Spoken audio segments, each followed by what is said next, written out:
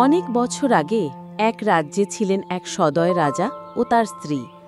তাদের ছিল 7টি ছেলে আর একটি মেয়ে, নাম চম্পা। চম্পা ছিল যেমন বুদ্ধিমতী তেমনই সুন্দরী। 7 ভাই তাকে প্রাণপণে ভালোবাসত। ভাইরা ছাড়া আমার দিন চলে না, ওরা আমার সাহারা, আমার বন্ধু। কিন্তু সুখ চিরস্থায়ী হয় না। রাজা একদিন গুরুতর অসুস্থ হয়ে মারা যান।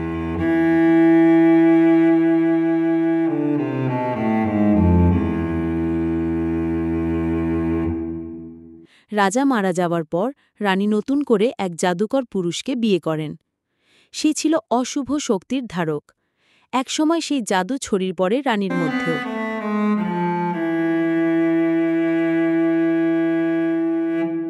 এই রাজ্যে আমি একাই শাসন করব।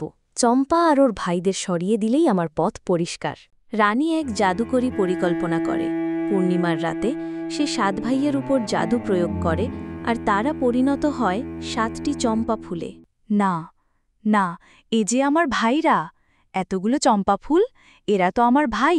সেই রাতে এক বুড়ি জাদুকরী তার স্বপ্নে এসে বলে, মা, যদি সাহস থাকে তবে এই সাপ ভাঙা সম্ভব। 7টি সোনালি চাবি খুঁজে এনে তাদের সাপ মুক্ত কর। আমি করব, আমি ভাইদের মুক্ত করব, যেখানেই যেতেই হোক। সকালে রওনা দেয় চম্পা, হাতে কিছু শুকনো খাবার, পিঠে একটা কাপড়ের ঝোলা আর মনের সাহস। প্রথমেই সে পৌঁছায় এক জাদুর নদীর পাড়ে। জল ছিল কালো আর ভয়ানক। এই নদী পার হতে হলে আমার সোনার মাছ খাওয়াতে হবে। আমি কোথা থেকে সোনার মাছ পাব? তখন সে দেখে নদীর ওপারে ঝোপের মধ্যে এক মাছ ঝাঁপ দিচ্ছে। চম্পা নিজের ওড়না ছুঁড়ে জাদু করে মাছ ধরে নদীতে দেয়। তুই বুদ্ধিমতী, যা পার হ। নদী পেরিয়ে চম্পা পৌঁছায় এক পাহাড়ি গুহায়, যেখানে বসেছিল এক বিশাল সিংহ। 3টি প্রশ্নের উত্তর দিতে পারলে তুই যেতে পারবি, ভুল করলে এখানেই থেকে যাবি। ঠিক আছে, বলুন প্রশ্ন। প্রশ্ন 1, কোনটা বড়, বুদ্ধি না শক্তি? প্রশ্ন 2, অন্ধের জন্য আয়নার দাম কি? প্রশ্ন 3, ভালোবাসা কি কিনতে পাওয়া যায়? উত্তর 1, বুদ্ধি বড়, কারণ বুদ্ধি দিয়ে এই শক্তিকে নিয়ন্ত্রণ করা যায়। উত্তর 2, অন্ধের জন্য আয়না মূল্যহীন। উত্তর 3, ভালোবাসা কখনো কেনা যায় না। সঠিক। এই নে 7টি সোনার চাবির কৌটা। এরপর চম্পা পৌঁছাল এক অন্ধকার গুহায়। ভেতরে ঘুমিয়ে আছে এক চোখওয়ালা দৈত্য। চম্পার ভয় করতে লাগল, তবুও সে সাহস হারাল না। চুপচাপ, ও যদি জেগে যায় তাহলে আমি শেষ। চম্পা নিঃশব্দে গিয়ে দরজার সামনে দাঁড়ায়। 7টি দরজা, প্রত্যেকটা লাল, নীল, সবুজ, সোনালি রঙে রাগানো। সে একে একে চাবি ঢুকিয়ে দরজা খোলে। প্রথম দরজা খুলতেই সে দেখে তার বড় ভাই ঘুমাচ্ছে কাঁচের বিছানায়। কপালে একটা চন্দনের ফোঁটা ছিল। ভাই, উঠো, আমি এসেছি।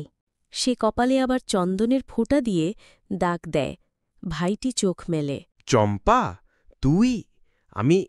আমি তো ফুল হয়ে গিয়েছিলাম। এক এক করে সব দরজা খোলে চম্পা।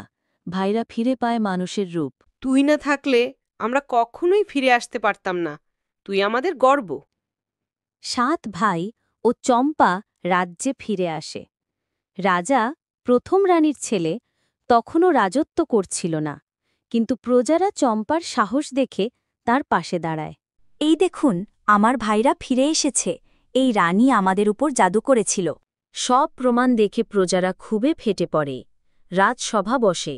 রানীর দোষ প্রমাণিত, তাকে রাজ্য থেকে বিতাড়িত করা হোক। রানীও তার জাদুকর স্বামী পালিয়ে যায়। রাজা ঘোষণা করেন, চম্পা শুধু এই রাজ্যের রাজকুমারী নয়, সে সাহস, ভালোবাসা আর সত্যের প্রতীক।